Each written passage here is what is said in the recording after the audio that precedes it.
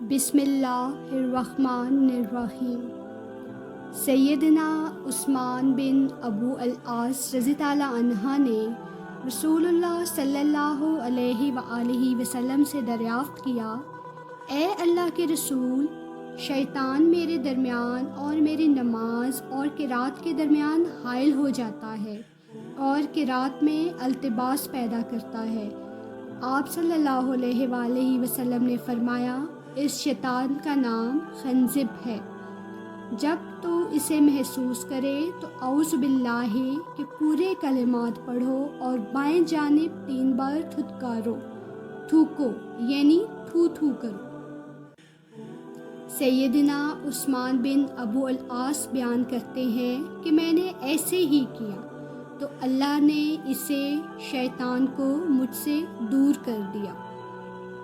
دوران نماز میں کوئی سوچ آنے پر نماز باطل نہیں ہوتی۔ سیدنا عتبہ بن حارث رضی اللہ عنہ فرماتے ہیں کہ میں نے مدینے میں رسول اللہ صلی اللہ علیہ وآلہ وسلم کے ساتھ نماز عصر پڑھی۔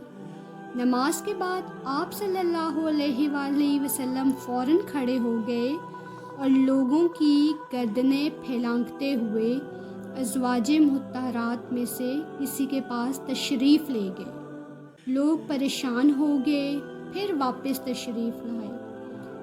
صحابہ رضی اللہ عنہ کے چہروں پر تعجب کے اثار دیکھ کر فرمایا، مجھے نماز کے دوران میں یاد آیا کہ ہمارے گھر میں کچھ سونا رکھا ہوا ہے اور مجھے ایک دن یا ایک رات کے لیے بھی اپنے گھر میں سونا رکھنا پسند نہیں، لہٰذا میں نے اسے تقسیم کرنے کا حکم دیا ہے۔